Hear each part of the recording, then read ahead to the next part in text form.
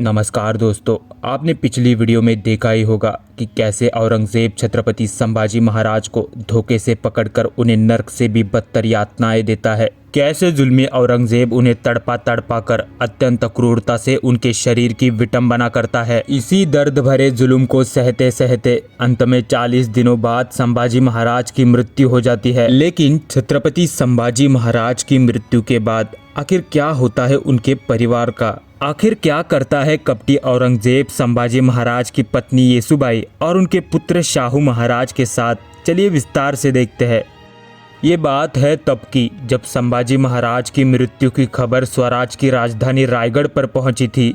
संभाजी महाराज की मृत्यु की खबर सुनते ही उनकी पत्नी महारानी येसुबाई के पैरों तले जमीन खिसक गई थी। इसके अवसाद में आकर वे बेहोश हो गई थी। उस समय पूरे परिवार और रायगढ़ पर आंसुओं की धाराएं बहने लगी थी। छत्रपति शिवाजी महाराज की मृत्यु के बाद छत्रपति संभाजी महाराज की मृत्यु से जैसे कि एक महान युग का अंत हो गया था। पूरे स्वराज में अफरा तफरी का माहौल छा गया था। रायगढ़ किले के चारों ओर मुगल सेना की घेराबंदी हो चुकी थी। रानी येसुबाई पर जैसे दुखों का पहाड़ ही टूट पड़ा था। पूरे स्वराज में शांति फैल चुकी थी। स्वराज की सारी जनता और मराठा सरदारों के मन में बदले की ज्वाला भड़क चुकी थी। स्वराज के खाली सिंहासन पर औरंगजेब की कपटी नजरें मंडराने लगी थी। सबका ध्यान महारानी येसुबाई के फैसले पर टिका हुआ था। महारानी येसुबाई ने अपने दुख को त्याग अपने कर्तव्य को चुना। जैसे कि एक राजा का बेटा ही उसके बाद दूसरा राजा होता है, इसीलिए सब मंत्रियों के मन में स्वराज के तीसरे छत्रपति संभाजी महाराज के बेटे शाहू महाराज थे। लेकिन इतने बड़े संकट को स्वराज पे मंडराता देख 7 वर्ष के शाहू महाराज को छत्रपति बनाना सही नहीं होगा, ये बात येसुबाई के मन में आई और पुत्र मोह को त्याग स्वराज के प्रति अपनी निष्ठा और कर्तव्य को देख उन्होंने अपने देवर राजाराम राजे का राज्याभिषेक करवाया। छत्रपति संभाजी महाराज की इतनी क्रूरता से हत्या करने के बाद औरंगजेब को चाहिए था तो सिर्फ हिंदवी स्वराज का अंत। लेकिन स्वराज के तीसरे छत्रपति के राज्याभिषेक की खबर से जैसे कि उसके घाव पे मराठों ने नमक डाल दिया था। राज्याभिषेक के 13 दिनों बाद ही औरंगजेब ने रायगढ़ किले पर हमला करना शुरू कर दिया। लेकिन रायगढ़ किले को जीतना कोई आसान काम नहीं था।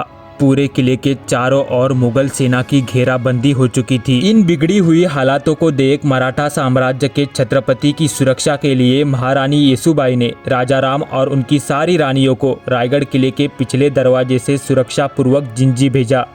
क्योंकि पूरा मराठा साम्राज्य बिखर चुका था और स्वराज्य में से ही मराठा साम्राज्य चलाना खतरे से खाली नहीं था, इसीलिए महारानी येसुबाई और मंत्रियों को पूरी राजधानी दूसरी जगह स्थापित करनी पड़ी।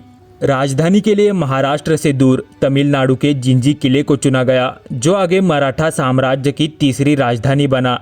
आगे रायगढ़ का किला महारानी येसुबाई के नेतृत्व में मुगलों से 6-7 महीनों तक लड़ता रहा। लेकिन अपने परिवार की सुरक्षा के लिए येसुबाई ने औरंगजेब की कन्या जिन्नुत्तुनिसा से समझौता किया, जिसमें उन्हें कुछ नियमों का पालन करना पड़ा। औरंगजेब को पता था कि अगर इनको छोड़ दिया तो मराठे मुझे कहीं का नहीं छोड़ेंगे। मराठों से बदला लेने के लिए औरंगजेब ने येसुबाई और शाहू महाराज को कैद किया। 17 साल तक येसुबाई को अपने छोटे पुत्र शाहू महाराज के साथ महाराष्ट्र के अलग अलग हिस्सों में औरंगजेब की छावनी में बंदी बनकर रहना पड़ा। लेकिन 1707 में औरंगजेब की मृत्यु के बाद उसके बेटे मोहम्मद आजम ने शाहू महाराज को मुक्त किया। आगे मुगल महारानी येसुबाई को दिल्ली के लाल किले में ले गए, जहां उन्हें 12 सालों तक कैद करके रखा गया। ऐसा नहीं कि मराठों ने उन्हें छुड़ाने की कोशिश नहीं की, लेकिन बार बार वे इसमें नाकाम रहे। 1719 के आते आते छत्रपति शाहू महाराज और पेशवा बालाजी विश्वनाथ, जो कि पेशवा बाजीराव के पिता थे, इनके नेतृत्व में मराठा साम्राज्य फिर से ताकतवर बनता चला गया। पूरे देश में मराठा साम्राज्य का शासनकाल शुरू हो गया था। पेशवा बालाजी विश्वनाथ की वजह से 4 जुलाई 1719 में राजमाता येसुबाई की मुगलों की कैद से 29 सालों बाद मुक्तता हुई। कहा जाता है कि आगे 1731 में उनकी मृत्यु हो गई। आगे मराठा साम्राज्य में बहुत सारी घटनाएं घटी। मराठा साम्राज्य 2 हिस्सों में बंट गया। शाहू महाराज की मृत्यु हुई। लेकिन सवाल ये उठता है कि छत्रपति शाहू महाराज के बाद आखिर किसके हाथ गया छत्रपति शिवाजी महाराज का मराठा साम्राज्य? ये देखेंगे अगली वीडियो में। वीडियो पसंद आई हो तो चैनल को सब्सक्राइब करना ना भूले, साथ में बेल आइकन दबाएं। धन्यवाद।